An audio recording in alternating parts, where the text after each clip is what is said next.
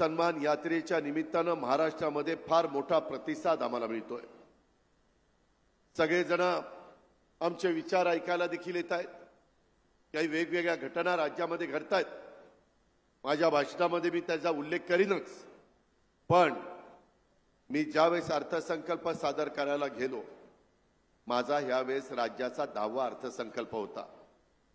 मला मुख्यमंत्री, उपमुख्यमंत्री, आमचा धनंजय, संजय बनसोडे अनेक सहकारी सांगत होते की काहीतरी एक असा अर्थसंकल्प सादर करा की जनतेला पण त्या अर्थसंकल्पाबद्दल एक आपुलकी, जिव्हाळा, प्रेम निर्माण झालं पाहिजे। मी मागे 9 वर्षाचा अनुभव होता। मी विचार केला की माझी माय माऊली कष्टाने स्वतःचा संसार सांभाळते, कुठं माझी माय माऊली खुरपणीला जाते, कुठं झोपडपट्टीमध्ये अतिशय तिथं खराब अवस्थेमध्ये जीवन जगण्याचा प्रयत्न करते। काही जण काचा गोळा करतात, काही महिला माझ्या कचरा गोळा करतात, काही धुणं भांडी करतात, काही मोलमजुरी करतात, काही झाडू पोतना करतात, काहींच्या घरामध्ये जाऊन जेवण तयार करतात। पडेल ते काम करण्याची तयारी माझ्या मायमाऊलीची असते। परंतु त्या मायमाऊलीचा विचार आम्ही त्यांना मान दिला, सन्मान दिला, प्रतिष्ठा दिली, सत्तेमध्ये सहभागी करून घेतलं। 4थं महिला धोरण आमच्या महिला बाल विकासच्या मंत्री आदिती तटकरे यांनी त्या ठिकाणी महाराष्ट्राला दिलं। पण त्याच्याही पुढे जाऊन आमच्या महिलांना मी गेले 30-35 वर्ष महाराष्ट्रात फिरत असताना बघतो की त्यांना काहीतरी घ्यावंसं वाटत असतं स्वतः करता, पण घेण्याची मनस्थिती असली तरी स्वतःच्या मनाला मुरड घालून ते मुलाबाळांच्या करता, आपल्या प्रपंचाच्या करता, आपल्या पतिदेवाकरता ते सगळं करत असतात। आणि त्यामुळं त्यांनाही जन्माला आल्यानंतर काही ना काही अधिकार असला पाहिजे। आम्ही खूप विचार केला। शेवटी आम्ही 2.5 लाखाच्या आतमध्ये उत्पन्न असणाऱ्या महिला आपल्या महाराष्ट्रामध्ये किती निघतील चर्चा केल्यानंतर 2.5 कोटी निघतील असं आमच्या पुढे आलं। 21 ते 65 वयोगटातल्या, आणि त्यांचे फॉर्म भरून गेले। अडचणी आल्या, कधी इंग्रजी फॉर्म, कधी मराठी फॉर्म, कधी ऑनलाईन मध्ये फॉर्म स्वीकारले जात नव्हते, त्रास झाला। एवढा मोठा कार्यक्रम राबवायचा हे काही येड्यागाबाळ्याचं काम नव्हतं। शेवटी जिद्द, चिकाटी आणि सरकारची स्पष्ट भूमिका ही महत्त्वाची होती। त्यामध्ये मी अंदाज घेतला जवळपास 45,000 कोटी रुपये लागणार होते। पहिले 3 महिने तर संपले होते, एप्रिल, मे, जून, जुलैपासून द्यायचं ठरवलं। आज जवळपास 1.25 कोटीच्या पेक्षा जास्त महिलांना आम्ही पहिल्या 2 महिन्याचे 3,000 रुपये त्यांच्या खात्यामध्ये जमा केले। मला इथं महिला आहेत, ज्या महिलांच्या खात्यामध्ये 3,000 रुपये जमा झाले त्यांनी हात वर करा। तेव्हा का सुनील तटकरेजी, आज कित्येक महिलांच्याकडे पैसे जमा झालेत। बाकीच्यांचं पण 2.5 लाखाच्या आतमध्ये उत्पन्न असलं तरी आता उद्याच्या आमचा 30 तारखेला का 31 तारखेला आम्ही नागपूरला कार्यक्रम घेतलाय, आणि त्या कार्यक्रमामध्ये आम्ही पुढचा त्या ठिकाणी टप्पा सगळ्यांना राहिलेल्यांना देणार आहोत। काळजी करू नका। काही जण आमची बदनामी करतायत। काही जण म्हणले हे चुनावी जुमला आहे, आउटगटकेचं आहे, तुम्हाला फसवतायत। हा अजितदादाचा वाद आहे। माझ्या बहिणींना मी कधी फसवणार नाही। माझ्या बहिणींनी प्रेमाने मला राखी बांधलेली आहे। ही माझ्या बहिणींची ओवाळणी आहे, माझ्या मायमाऊलींची ओवाळणी आहे। ओवाळणीमध्ये कुठला भाऊ बहिणीला फसवत नसतो, परंतु निव्वळ खोटा नाटा प्रचार करताय। काही जण आमच्यातले चुकले, त्यांनी तसं म्हणायला नको होतं। काही जण म्हणले दिलेले पैसे काढून घेतो। मी आपल्याला सांगतो, मी राज्याचा अर्थमंत्री आहे। मायमाऊलींनो, महाराष्ट्रामध्ये ज्यांना ज्यांना पैसे मिळाले त्याचा एकाचा देखील 1 रुपया हा देखील कधी काढून घेतला जाणार नाही, हा माझा तुम्हाला शब्द आहे। हे काही चुकीचं बोलतायत, त्यांच्याकडे लक्ष देऊ नका। काही जणांना हे कुठंतरी आडकाठी निर्माण करायची आहे, चांगल्या योजनेचा बोजवारा करायचा आहे, पण आम्ही होऊन देणार नाही. आम्ही फार विचारांती हा निर्णय घेतलाय. आता आम्ही तुम्हाला 52 लाख कुटुंबांना 3 गॅस सिलेंडर वर्षाला मोफत देणार आहे. 52 लाख कुटुंब राज्यातली, त्यांना 3 गॅस सिलेंडर, त्याचे पैसे तुमच्या अकाउंटला. यावेळेस माय माऊलींनो, बांधवांनो, एक गोष्ट केली, कुणाच्या हातात पैसा नाही, डायरेक्ट अकाउंटला. मध्यस्थी नाही, दलाली नाही, कुणी नाही. एवढ्यावर नाही थांबलो. माझ्या मुली, गरिबांच्या घरामध्ये जन्माला आलेल्या मुलींना कॉलेजचं शिक्षण घेण्याकरता त्यांच्या आई वडिलांची ऐपत नसती. मग काय करायचं? आम्ही 50% रक्कम देत होतो. म्हणलं 50% नाही, आता 100% देऊन काय होईल? कारण 50% देऊन देखील आई वडील म्हणायचे, अरे राहिलेले पण 50% भरायची आमची ऐपत नाहीये, आम्ही कुठनं आणायचे पोरी करता? काय करायचं? आणि त्याच्यातनं काही एखाद दुसरी घटना, त्या मुलीने आत्महत्या केली की मला पुढचं शिक्षण घ्यायचंय, मला डॉक्टर व्हायचंय, मला इंजिनियर व्हायचंय, मला वकील व्हायचंय, मला त्या ठिकाणी पायलट व्हायचंय, मला त्या ठिकाणी CA व्हायचंय, IAS व्हायचंय, IPS व्हायचंय, UPSC करायचंय, MPSC करायचंय. अहो, त्यांनाही स्वप्न आहेत ना.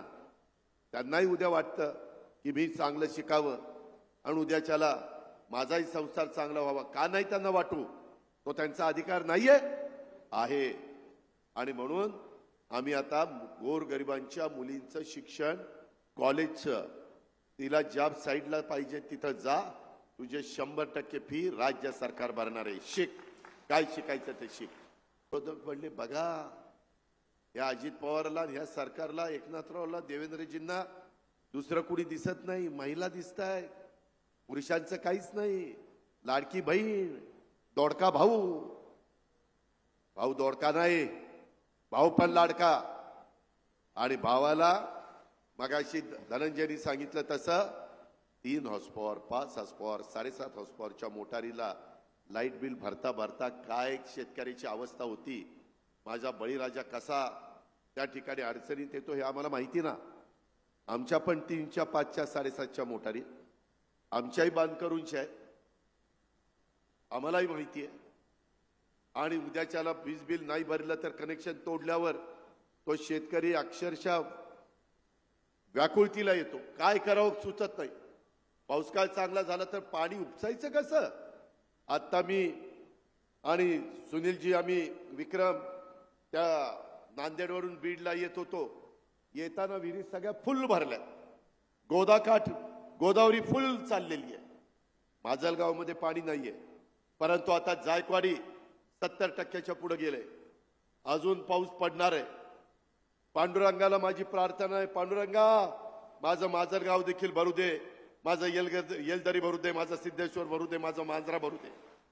त्याच्याशिवाय माझा इथला शेतकरी सुखाने समाधानाने शेतीवाडी करू शकत नाही. आणि ते पाणी आता पुढे त्या ठिकाणी येईल. या प्रकारे आपण करतोय.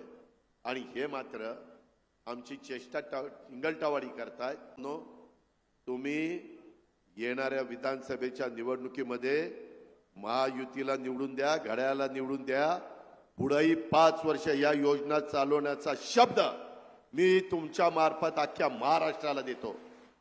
कारण आम्ही शासनाची तिजोरी 10 वर्ष सांभाळलेली आहे. आम्हाला अनुभव आहे कुठं काटकसर करायची, कुठं त्या ठिकाणी खर्च करायचा, कुणाला लाभ द्यायचा, गळती कशी थांबवायची, उत्पन्न कसं वाढवायचं, हे सगळं आम्हाला बारकावे माहिती आहेत. धनंजय तिथं होता आणि तिथं आम्ही काय सांगितलं, आता कांदा निर्यात बंदी करायची नाही, शेतकऱ्याला भाव मिळू द्या.